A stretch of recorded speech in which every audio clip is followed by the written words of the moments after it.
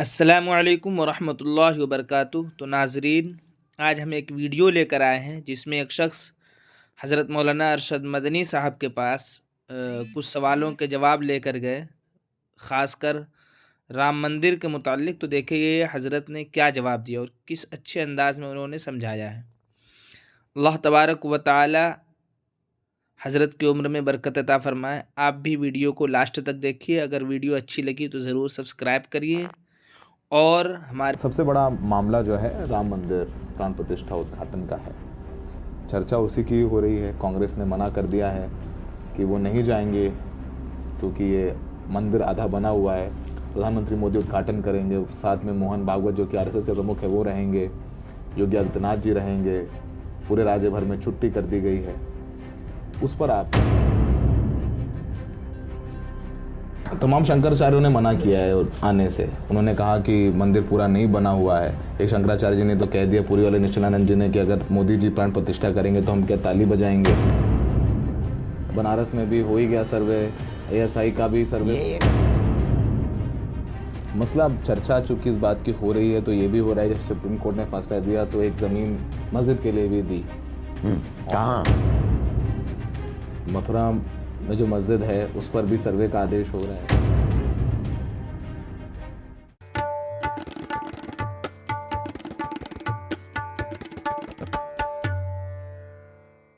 नमस्कार, the red mic में आपका स्वागत है। मैं हूं सौरभ शुक्ला। हमारे साथ मौलाना अरशद मदनी साहब हैं जो कि जमीयत उलेमा हिंद के प्रमुख हैं, और आपको पता है जमीयत उलेमा हिंद भारत के मुसलमानों का सबसे बड़ा संगठन है। अयोध्या मामले में भी जमीयत उलेमा हिंद ने कोर्ट में लंबी लड़ाई लड़ी है। आज़ादी की लड़ाई में भी जमीयत उलेमा हिंद का बहुत योगदान रहा है। मदनी साहब से तमाम सामाजिक मुद्दों पर बात करेंगे। मदनी साहब ने हमें वक्त दिया है। मदनी साहब, कैसी है तबीयत, कैसी है आपकी? बस सर्दी का असर है, इसकी वजह से तकलीफ़ें रहती हैं। बुढ़ापे के अंदर जैसे आदमी की उम्र होती है वैसे ही बढ़ती जाती है, तकलीफ़ें भी बढ़ती जाती हैं।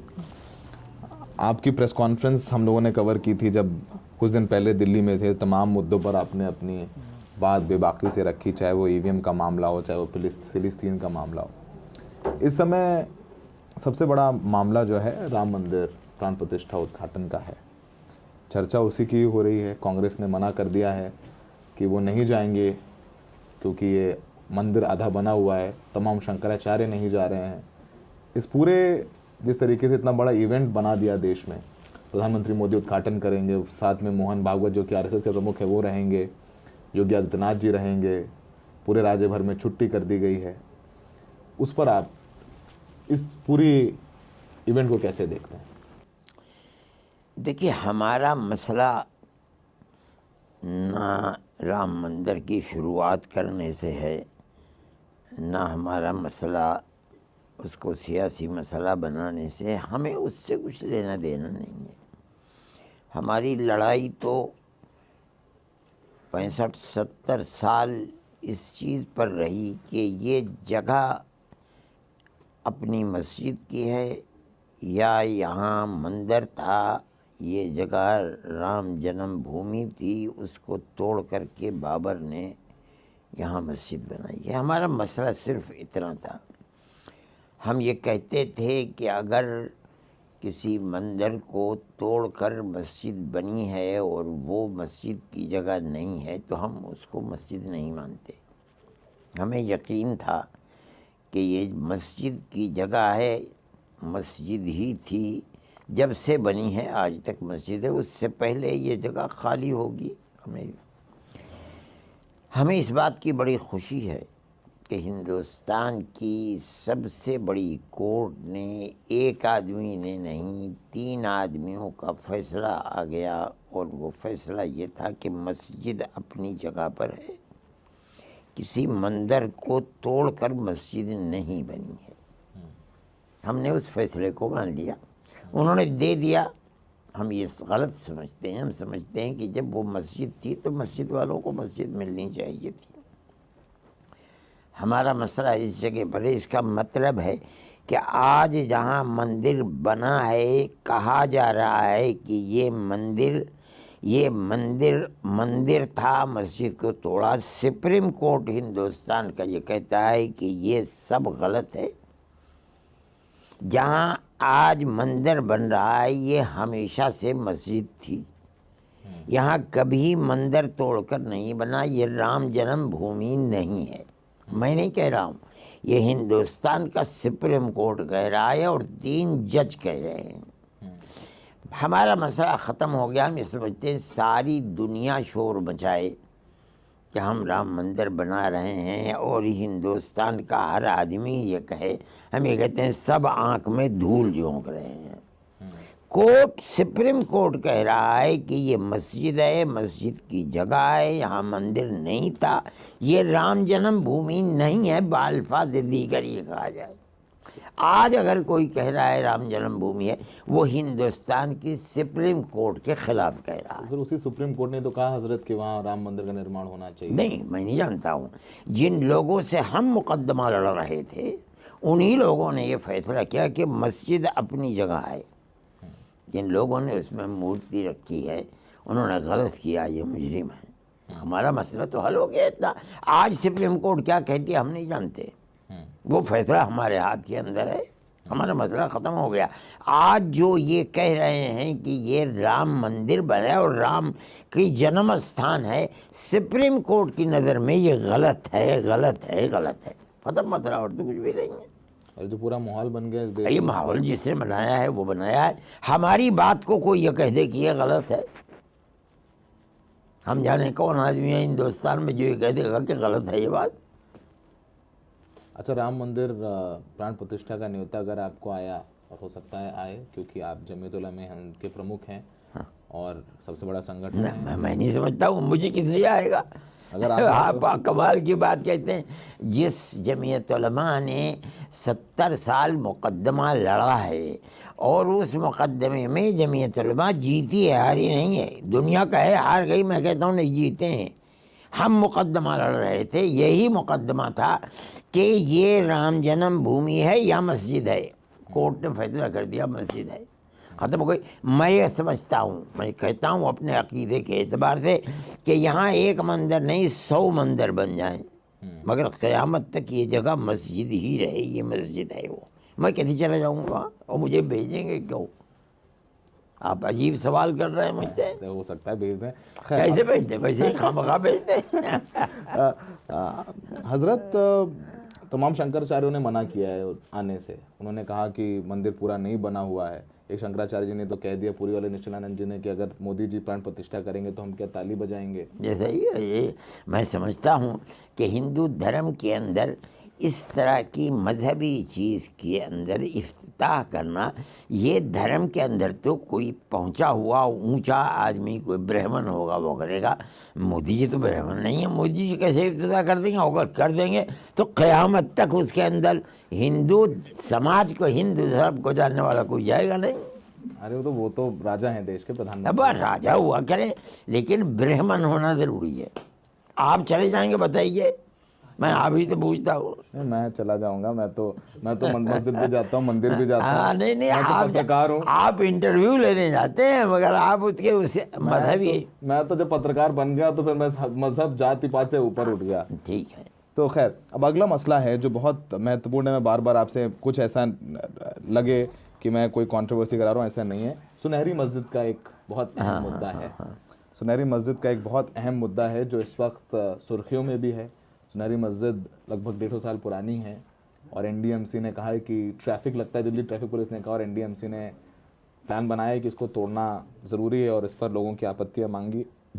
उस पर आप लोग कुछ अभी कोर्ट जाने का फैसला कर रहे हैं क्या?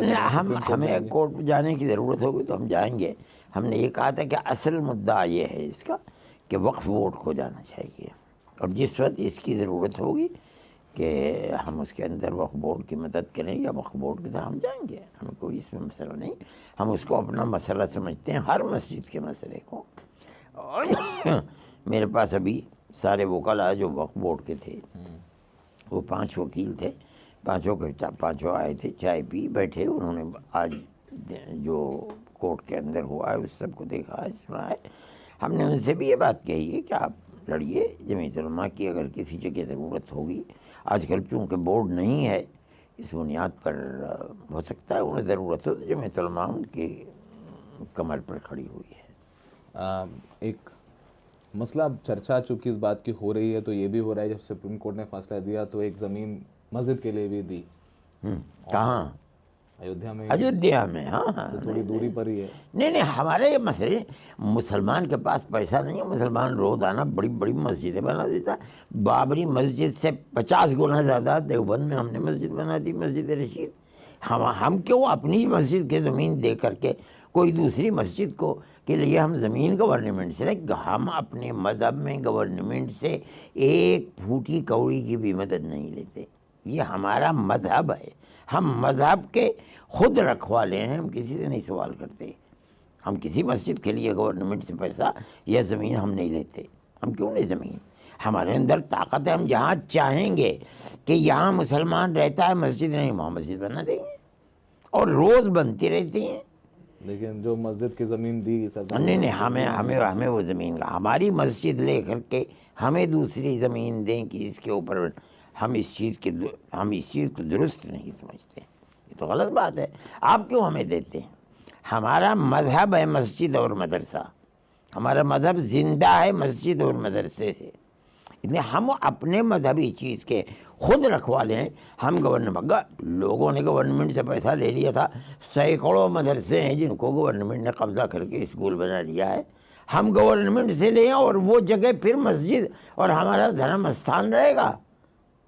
आने वाली गवर्नमेंट उसको भी ले लेगी कल। आज मदरसों को ले लिया जो हमारे बाप दादा की चीज़ थी।